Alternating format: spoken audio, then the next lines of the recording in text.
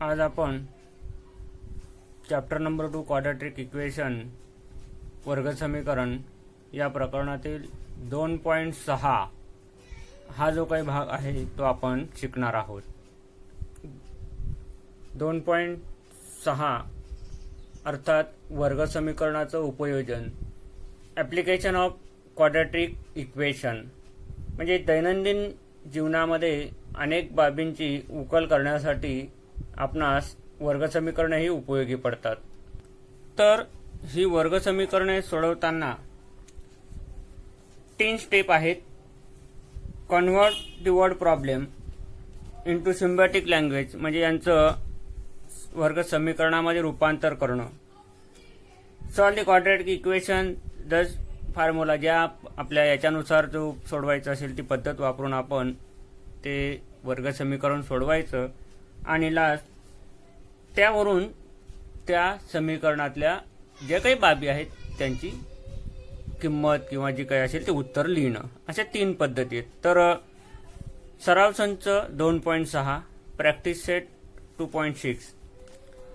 तर first example, प्रगतीच्या 2 वर्षापूर्वीच्या आणि 3 वर्षानंतरच्या वयांचा गुणाकार 84 आहे, तर तिचे आजचे वय काढा। आता हे वयावर आधारित उदाहरण आहे, शब्दामध्ये दिलेलं आहे, त्याचं रूपांतर आपण सेमी इंग्लिशवाल्यांनी देखील लक्षात घ्यायचं आहे की the product denoting the number of Pragati age 2 years ago and 3 years hence is 84. Find her present age. तर काय दिलेलं आहे सुरुवातीला आणि विचारलेलं काय आहे ते महत्वाचं आहे। प्रगतीचं 2 वर्षापूर्वीचं आणि 3 वर्षानंतरच्या वयांचा गुणाकार 84, तर आजचे वय काढा। मग आपण प्रगतीचे आजचे वय आपण x वर्ष मानूया। Pragati present age is x year वर्ष। मग आता 2 वर्षापूर्वीचे वय तिचं किती असेल? 2 years ago। आजचं x आहे, तर मग 2 वर्षापूर्वीचं, समजा एखाद्याचं वय आजचं आहे 10, 2 वर्षापूर्वीचं म्हणजे काय करणार? 10 वजा 2 म्हणजे त्याचं 8 वर्ष येईल। पण आता आपण काय केलं, आजचं x आहे, मग 2 वर्षापूर्वी किती येईल तिचं? x minus 2 year. लक्षात आलं? त्याच्यानंतर 3 वर्षानंतरचं वय, 3 वर्षानंतर आफ्टर 3 years, आफ्टर 3 years म्हणजे 10 आहे आजचं, 3 वर्षानंतर किती झालं? 13। मग काय केलं आपण? 3 ऍड केले, मग आजचं किती? x। मग x प्लस 3 इयर, 3 वर्ष। तर प्रगतीचं 2 वर्षापूर्वीचं आणि 3 वर्षानंतरचं वय माहीत पडलंय। आता त्याची अट काय आहे? त्यांच्या वयांचा गुणाकार आपल्याला काय दिलेलं आहे? गुणाकार। तो गुणाकार किती? 84। तर मग 2 वर्षापूर्वीचं वय आणि 3 वर्षानंतरचं वय यांचा काय विचारलेलं आहे आपल्याला? गुणाकार। मग तो किती आहे? 84, म्हणजे 2 वर्षापूर्वीचं वय आणि 3 वर्षानंतरचं। तर मग बघा, 2 वर्षापूर्वीचं वय किती? x minus 2, after 3 years x plus 3, 3 वर्षानंतरचे वय हे म्हणजे 2 years ago आणि आफ्टर 3 years किती आहे? 84। आता या ठिकाणी आपल्याला कंस सोडवायचे। मग first x multiply x plus 3 पहिला ब्रॅकेट, नंतर minus 2 multiply x plus 3 is equal to 84। आता कंस सोडवायचे बघा, x multiply x square plus x multiply 3 3x, त्याच्यानंतर हा पुढचा minus 2 multiply x 2x minus plus answer negative किती येईल? 2 3 6 इज इक्वल टू 84। आता 84 आपण ट्रान्सफर करूया आणि इथल्या ह्या ठिकाणी जी काही क्रिया आहे ते बघा। Therefore x square 3x minus 2x plus 1x minus 6 minus 84 is equal to 0। आणि आता आपल्याला जे काही इष्ट असं समीकरण आहे ते आपल्याला मिळतंय। x स्क्वेअर प्लस 1x यांची काय होईल? बेरीज होईल, पण सिम्बॉल निगेटिव्ह किती येईल? 90 इज इक्वल टू 0। आता 90 निगेटिव्ह 90 याचे प्रॉडक्ट. आता तुम्ही हे जे इक्वेशन आहे हे तुम्ही आपण पद्धती तीन चार पद्धती शिकलो, त्याच्यातली कोणतीही पद्धत वापरून सोडवू शकतात. पण आपल्याला सगळ्यात सोपी पद्धत कोणती आहे? फॅक्टरायझेशन मेथड, अवयव पाडणे. त्याच्यानुसार जाऊया आपण अवयव पाडण्याच्या. मग 90ची अशी फोड करायची की मधल्या पदांची बेरीज किंवा वजाबाकी एक यायला पाहिजे. आपल्याकडे आहेत बरेचसे आहेत जोड्या, त्याच्यापेक्षा सोपी सगळ्यात योग्य जोडी 10 9 90. मग इथं मोठ्या संख्येचं चिन्ह प्लसच राहील, लहान संख्येला निगेटिव्ह येईल. मग बघा काय आले, x² plus 10x minus 9x minus 90 is equal to 0. आपल्याला जे जोडी या ठिकाणी आपल्याला मिळालेली आहे. नेक्स्ट स्टेप काय येईल, x common, x plus 10 minus 9 आणि मायनसचं काय या ठिकाणी पहिले x प्लस 9 10 90. बघा आपण हे सोडवलेलं आहे या पद्धतीनं. फक्त आता अवयव पद्धत जे आहेत, आता पहिला ब्रॅकेटमध्ये येईल x plus 10, second bracket x minus 9 is equal to 0. Next आणि म्हणून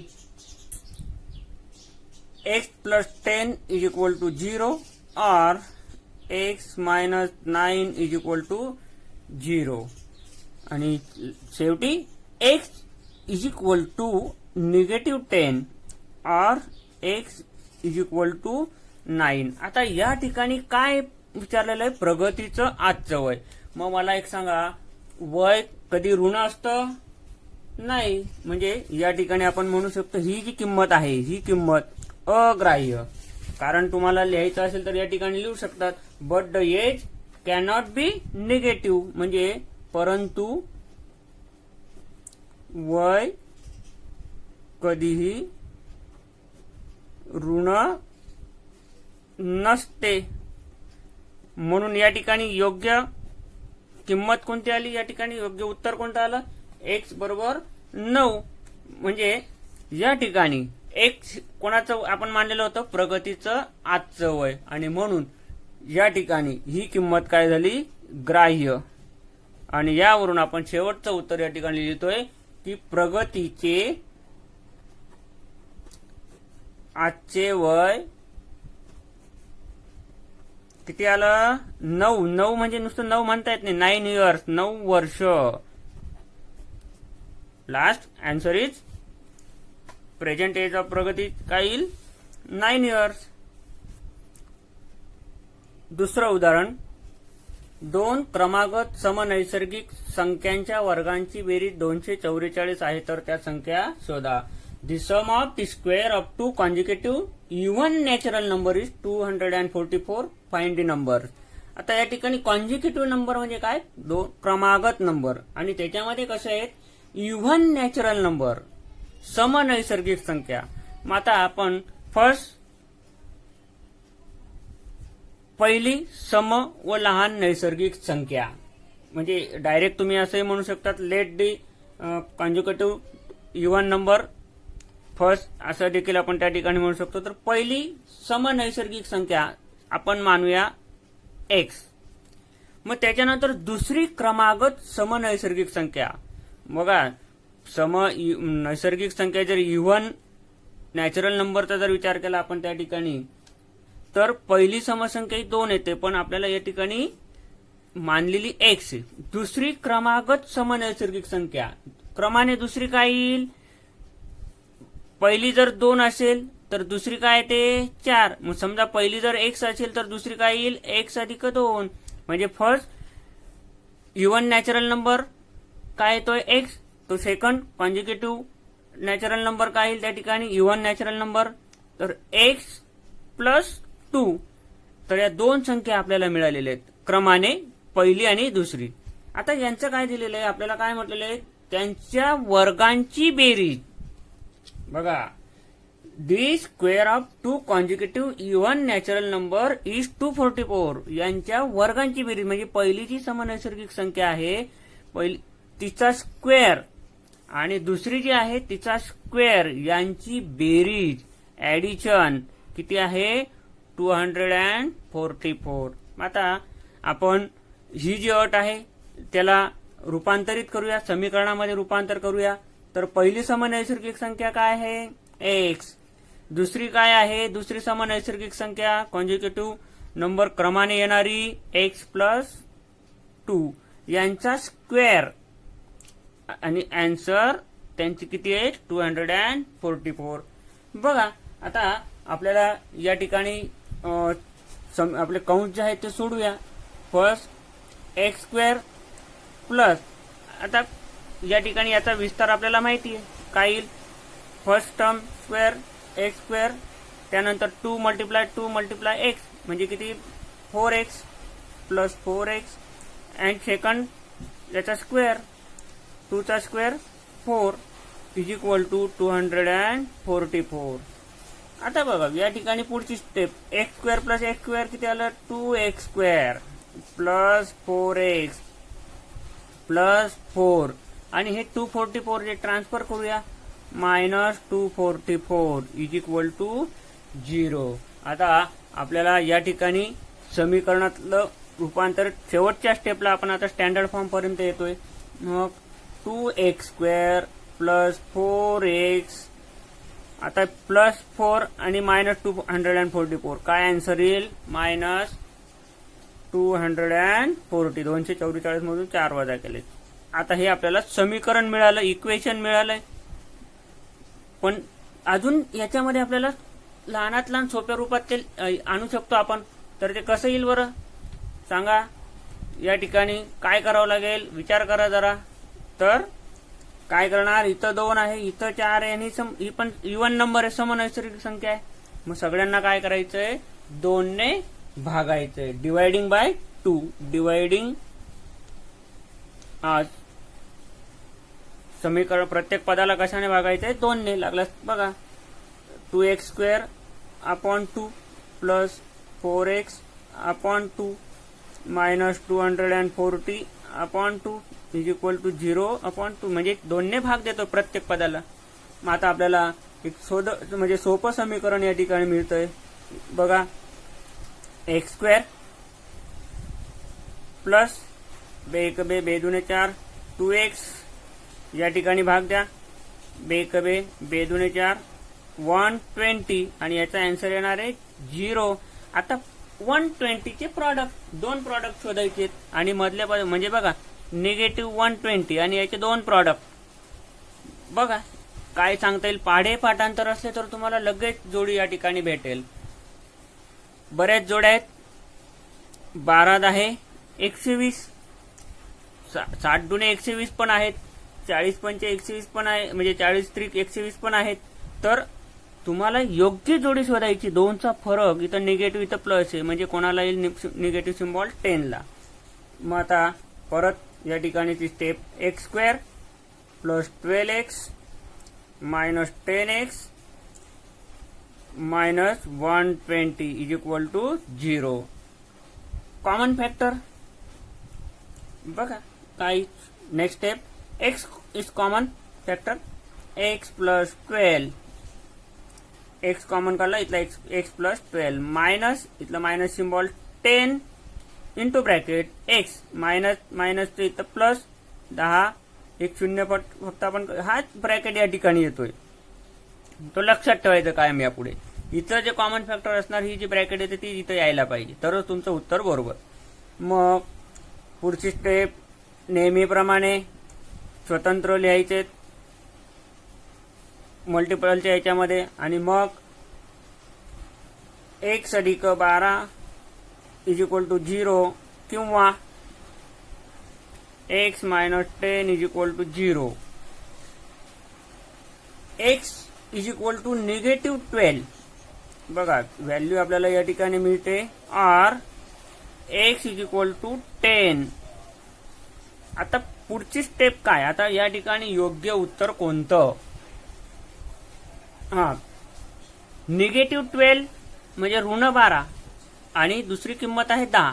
तर मग निगेटिव्ह 12 ऋण 12 ही समसंख्या आपलं नैसर्गिक संख्या आहे का? नाही, इज नॉट नॅचरल नंबर.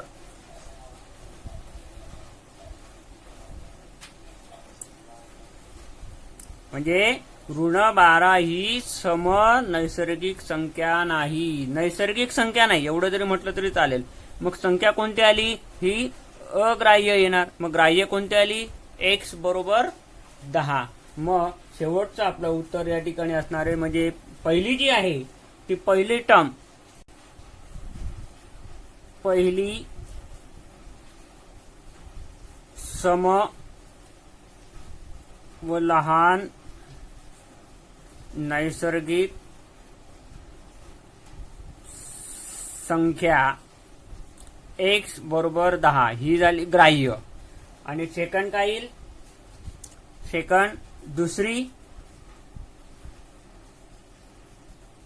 क्रमागत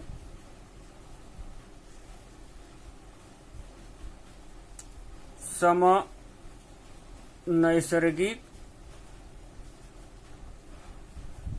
संख्या काय आपण आणलेली होती? x प्लस 2 म्हणजेच 10 प्लस 2 म्हणजेच काय येईल? 12. म्हणजे last the required two consecutive even natural number is 10 and 12. तर त्या संख्या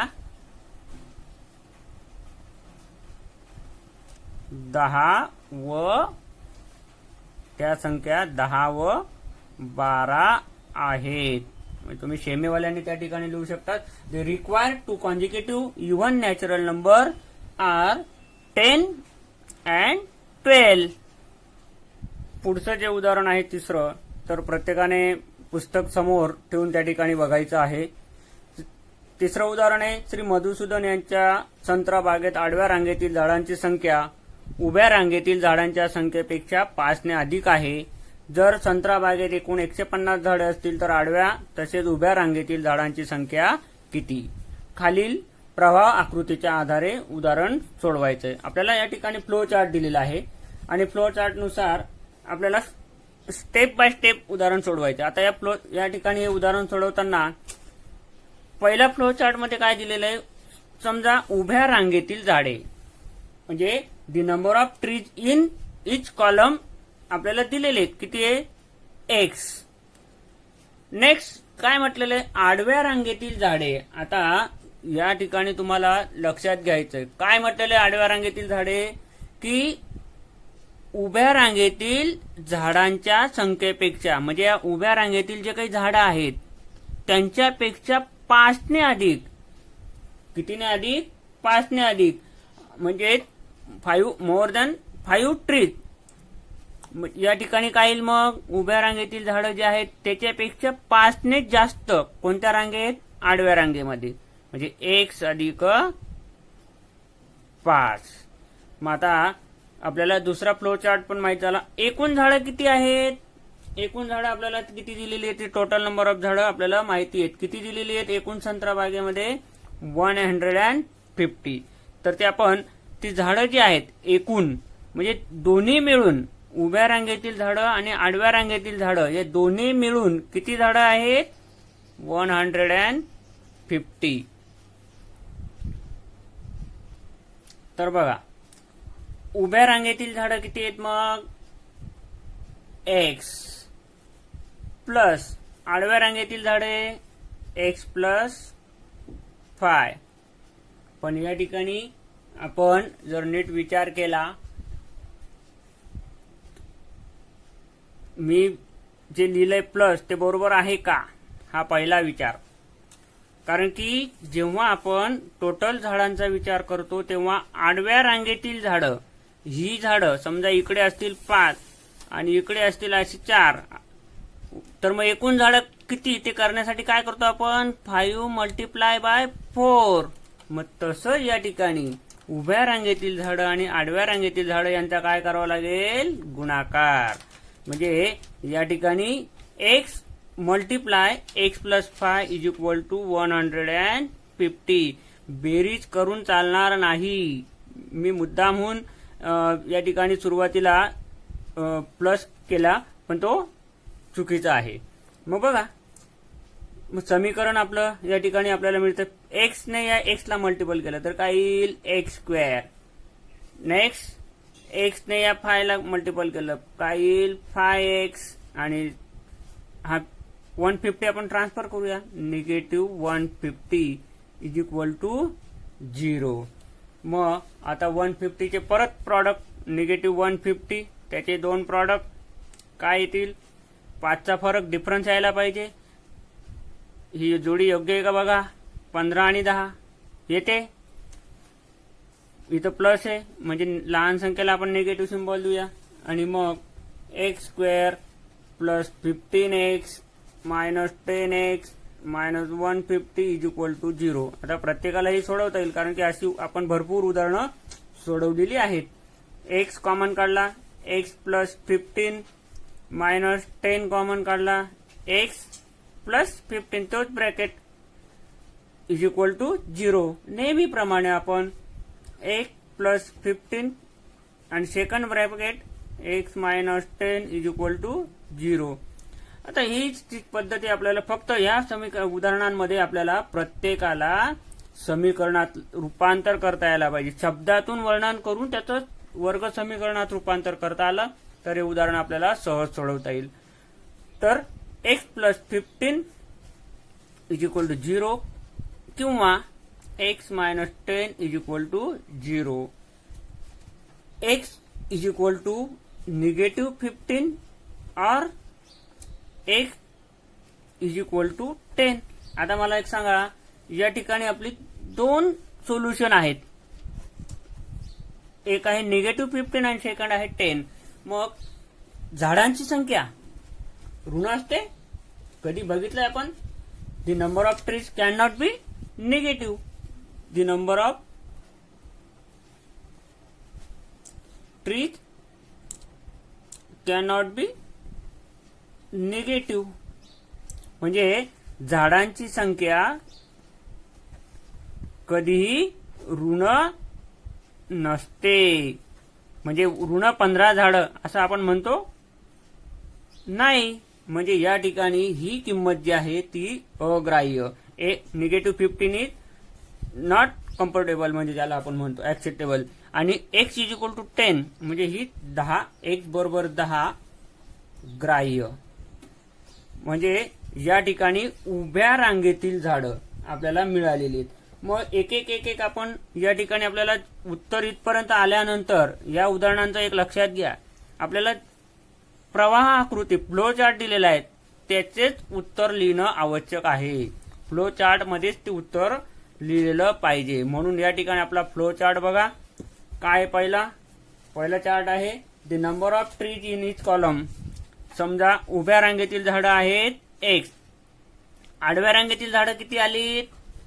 आताच आपण बघितलंय फ्लो चार्ट मध्ये. आडव्या रांगेतील झाडं किती आलीत?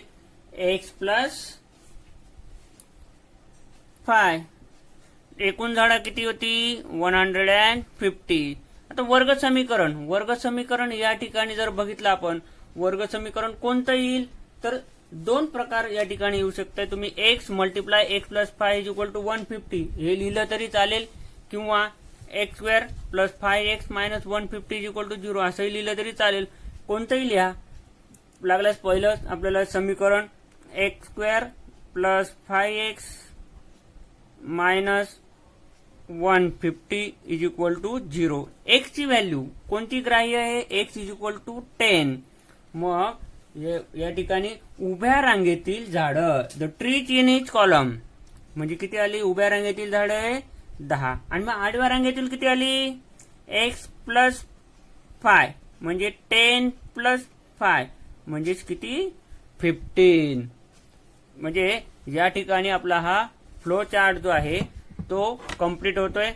फ्लो चार्ट तर नीट जरा निरीक्षण केलं आपण फ्लो चार्टचं तर आपल्याला त्या ठिकाणी उत्तरं मिळतात. सगळी उत्तर या ठिकाणी आहेत. उभ्या रांगेतील आडव्या रांगेतील एकूण झाडं आडव्या रांगेत मिळालेली 10 प्लस 5 तर अशी सर्व उत्तर या ठिकाणी आपल्याला मिळाली. आणि अशाच पद्धतीने फ्लो चार्टच आपल्याला काढणं अपेक्षित आहे. जर आकृती याचे फ्लो चार्ट दिले नाहीत तर तुम्ही डायरेक्ट हे उत्तर लिहू शकतात. तर लक्षात घ्या शेवटी उत्तर आपल्याला फ्लो चार्टने कंप्लीट करायचं आहे. तर विवेक हा किशोरपेक्षा 5 वर्षांनी मोठा असून त्यांच्या वयाच्या गुणाकारांच्या व्यस्तांची बेरीज 1/6 आहे तर त्यांची आजची वय काढा. आपण पहिलं जे उदाहरण बघितलेलं आहे 2.6 मधलं पहिलं त्याप्रमाणेच ते उदाहरण आहे, फक्त त्या ठिकाणी गुणाकार व्यस्त जे आहे ते आपल्याला सोडवायचं आहे. तर प्रत्येकाने लक्षात घ्या, 2.6 मधील जे चौथं उदाहरण आहे ते तुम्हीच प्रयत्न करायचा आहे. आता आपण 2.6 मधील 5वं उदाहरण या ठिकाणी बघतोय. तर ते उदाहरण आहे सुयेजचं. तर काय आहे त्या ठिकाणी आपल्याला जर नीट निरीक्षणात जर बघितलं, सुयेजला गणिताच्या पहिल्या चाचणीत मिळालेल्या गुणांपेक्षा दुसऱ्या चाचणीत 10 गुण अधिक मिळाले. म्हणजे पहिल्या ज्या चाचणीत जे गुण मिळाले त्याच्यापेक्षा दुसऱ्या चाचणीत किती गुण जास्त मिळाले? 10 गुण जास्त मिळालेले. मग या ठिकाणी आपण मानावं लागेल. काय मानणार? पहिले जे आहे ते सुयेजला पहिल्या चाचणीत मिळालेले गुण किती? तर पहिल्या चाचणीत मिळालेले गुण आहेत आपण त्या ठिकाणी मानतोय किती मिळालेत? x गुण मिळालेत. मग आता दुसऱ्या चाचणीत किती आहेत? त्यालाच मिळालेले आहेत x अधिक 10 गुण जास्त मिळालेले. तर मग आता या ठिकाणी उदाहरणामध्ये आपल्याला थोड्याशा 2 अटी दिलेल्या आहेत. त्या अटी आपण नीट बघूया. आता इथं अट काय आहे? तर दुसऱ्या चाचणीतील गुणांची 5 पट. आता दुसऱ्या चाचणीतल्या गुणांची 5 पट म्हणजे कोणती? दुसऱ्या चाचणीत किती मिळाले? x अधिक 10 त्याची 5 पट म्हणजे त्याला 5 ने गुणावं लागेल.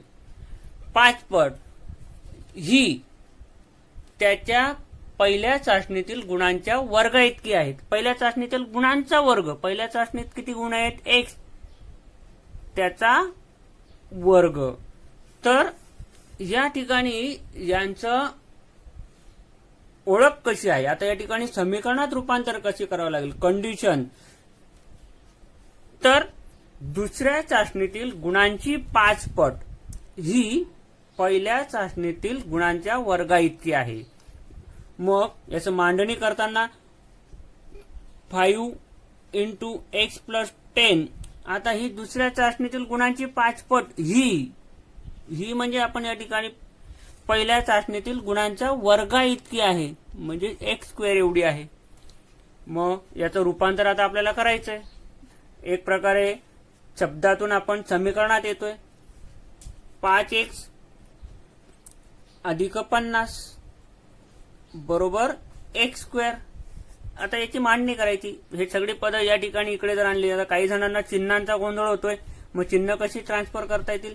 लागल्यास मी तुम्हाला x² बघा प्लसचं काय येईल -5x प्लस 50चं काय येईल -50 आणि या ठिकाणी 0 आणि जसेच्या तसं हे उदाहरण लिहायचं, समीकरण लिहायचं. x² - 5x - 50 = 0 हे इक्वेशन आपल्याला मिळालंय. आता -50 याचे 2 प्रॉडक्ट. -50 चे प्रॉडक्ट काय येतील? 25 × 2 = 50, 10 × 5 = 50. कोणती योग्य जोडी आहे ते बघा. 5चा फरक आहे, 10 आणि 5. मग इथं निगेटिव्ह आहे म्हणजे मोठ्या संख्येला निगेटिव्ह सिम्बॉल येईल. मग याची फोड आपण करूया. x² - 10x + 5x - 50 = 0. बघा परत कॉमन. आता हे उदाहरण आपल्याला पटापट सोडवता येईल कारण की अशी उदाहरणं आपण सोडवलेली आहेत. काही या ठिकाणी कॉमन 5. x पहिला जो कॉमन आहे प्लस मायनस म्हणजे 5 × 10 = 50 = 0. First bracket x - 10.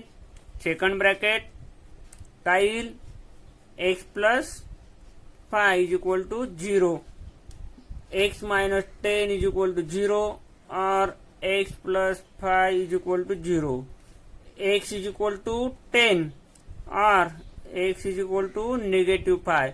आता मला एक सांगा, गुण जे आहेत मार्क हे कधी ऋण असतात तर ही काय झाली? ही जी किंमत आहे ही काय झाली? अग्राह्य झाली म्हणजे ती अनएक्सेप्टेबल झाली. म्हणजे गुण कधीही ऋण नसतात म्हणून x = 10 एक्सेप्टेबल किंमत झाली, व्हॅल्यू झाली. तर हे झाले ग्राह्य. मग आता मला सांगा त्या ठिकाणी विचारलेलं काय? सुयेजला पहिल्या चाचणीत मिळालेले गुण.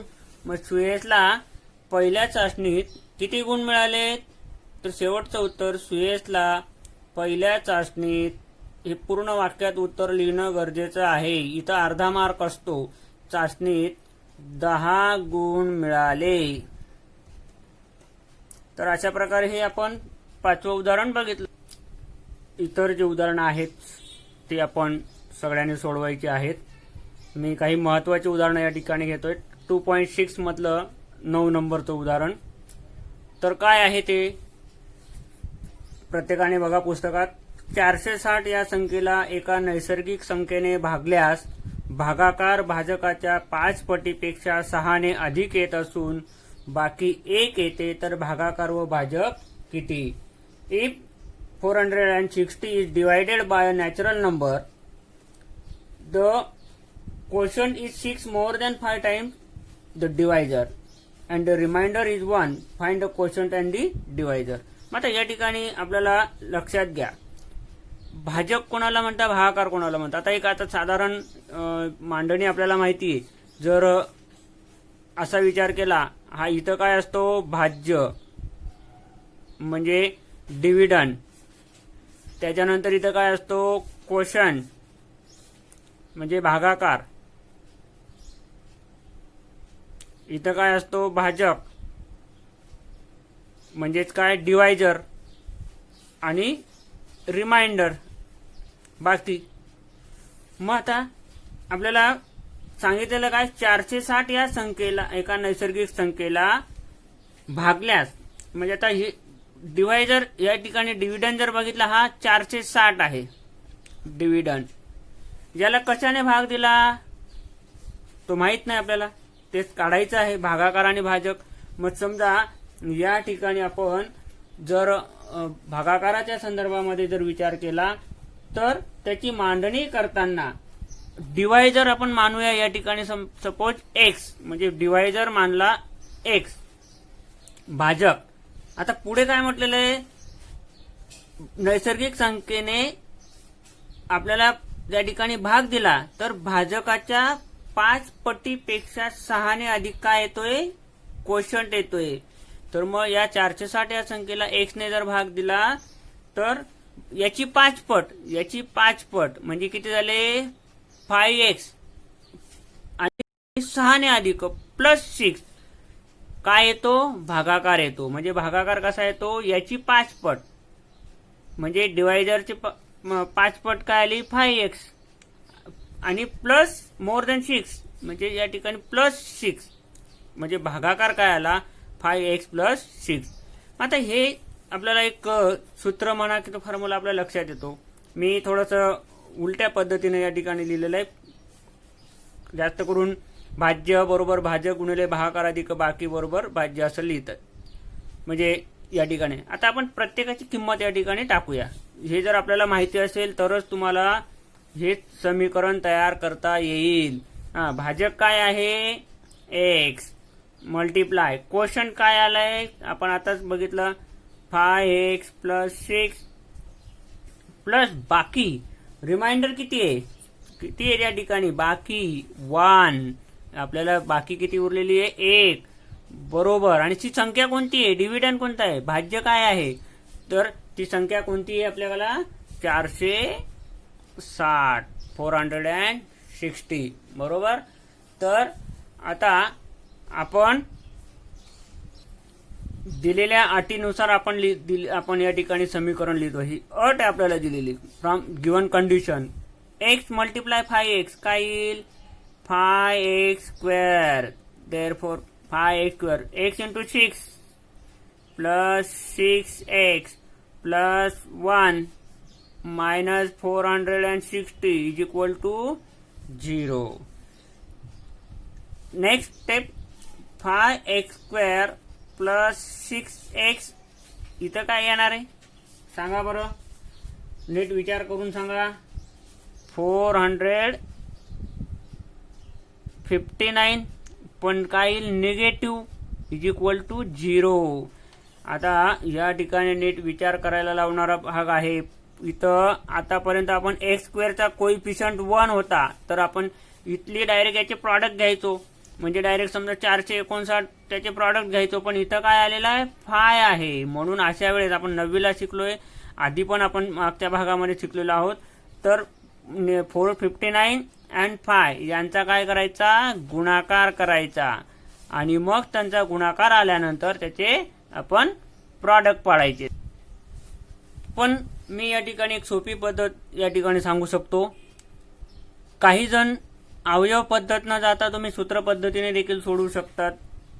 पूर्ण वर्ग पद्धत आहे फॅक्ट. तर आपल्याला जी सोपी पद्धत वाटते त्या पद्धतीने जाऊया.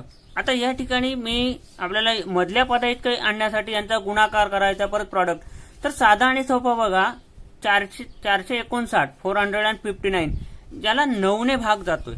मग बघा, म्हणजे याची जे आपण प्रॉडक्ट बघितले आपण, तर 9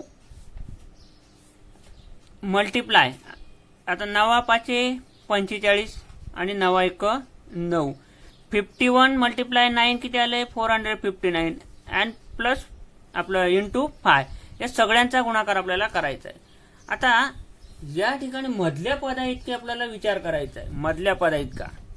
तर मी काय करतो, फक्त ही सोपी पद्धत, आता अशी ठराविक उदाहरणं जी आहेत ती तुम्हाला लक्षात ठेवायची. तर 9 आणि 5 यांचा गुणाकार किती येतो, 45 आणि 51 यांचं मल्टिप्लिकेशन जे काही आहे ते आपण काही केलं, गुणाकार करत बसायचं नाही. तर यांच्यामधला जर विचार केला, यांच्यामधला फरक 6 दिसतोय. मग बघा, आपल्याला फॅक्टर पण मिळालेत, म्हणजे 51 अँड 45. पण 45 ला काय सिम्बॉल आहे, निगेटिव्ह 45. म्हणजे याचा गुणाकार करा आणि मग परत अवयव शोधा. त्याच्यापेक्षा साधा आणि सोपं, इथल्या इथं आपल्याला सुचलं तर बरं. यांचा अवयव पाडलेत आणि नंतर डायरेक्ट त्यांच्यामध्ये आपण जे फरक आहे तो फरक शोधला. मग कोणती जोडी, तर 51 आणि ऋण 45. आता तुम्ही कोणती जोडी या ठिकाणी घेऊ शकतात. तर मग 5x², कोणती संख्या आधी घेतात तुमच्यावर आहे. मी आता समजा 51 घेतला, 51x minus 45x minus 459 is equal to 0. ही याचे फॅक्टर आलेत, म्हणजे तुमचं सगळं उदाहरणच आलं तुम्हाला. तर मग आता इथं फक्त कॉमन निघतो x, कारण का 5 आणि 51 पाच्याच्या पाड्यात 51 नाही. मग 5x प्लस 51 मायनस 45 आणि नंतर इथं 1. पण 45 डायरेक्ट कॉमन निघेल का, नाही निघणार. मग हे 45 आणि 459 आपण नेहमीप्रमाणे घाईमध्ये जसं मी लिहिलं तसं तुम्ही लिहाल, तसं लिहायचं नाहीये.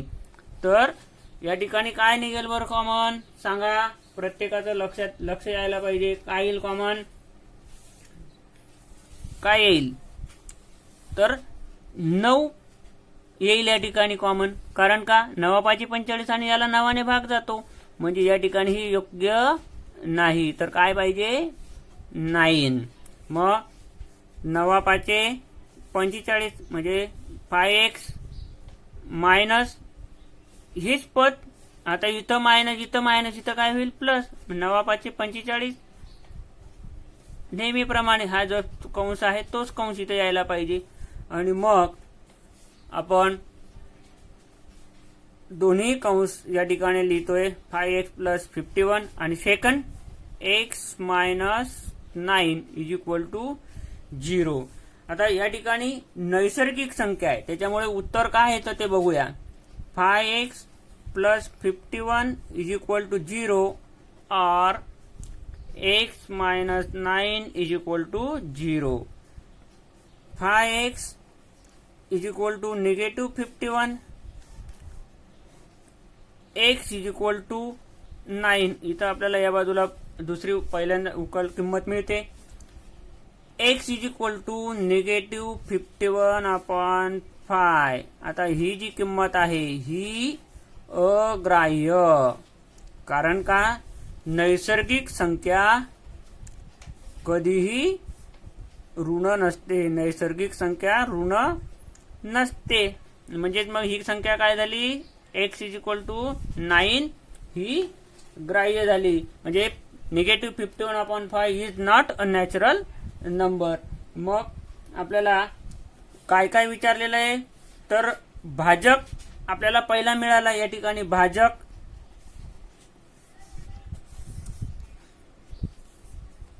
x बरोबर 9 आणि मग दुसरा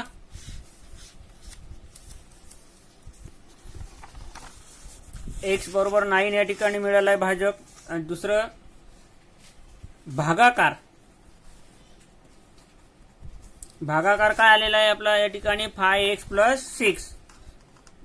5x plus 6 is equal to 5 multiply x ची व्हॅल्यू 9 प्लस 6. मग काय येतं उत्तर 9 45 अधिक 6 म्हणजे 45 आणि 6 काय आलं उत्तर 51. म्हणजे हा आला क्वोशंट भागाकार आणि हा डिवायझर. तर अशा प्रकारे आपण 9 नंबरचं उदाहरण सोडवलंय. आता शेवटचं उदाहरण आपण या ठिकाणी बघतोय ऍक्टिव्हिटी. तर ही ऍक्टिव्हिटी जी आहे ते आपण सगळ्यांनी पूर्ण करायची आहे. या ठिकाणी आकृती बघून फॉर्म्युला आपल्याला दिलेला आहे आणि त्या फॉर्म्युल्यावरून वर्ग समीकरण आपल्याला मिळतं आणि ते वर्ग समीकरण मिळाल्यानंतर या बॉक्सेसमध्ये कोणत्या व्हॅल्यू आहेत ते आपल्याला टाकायचे आहेत. तर प्रत्येकाने या ठिकाणी तो प्रयत्न करायचा आहे. सोपं हे उदाहरण आहे. तर अशा प्रकारे 2.6 आज आपण या ठिकाणी शिकलोय.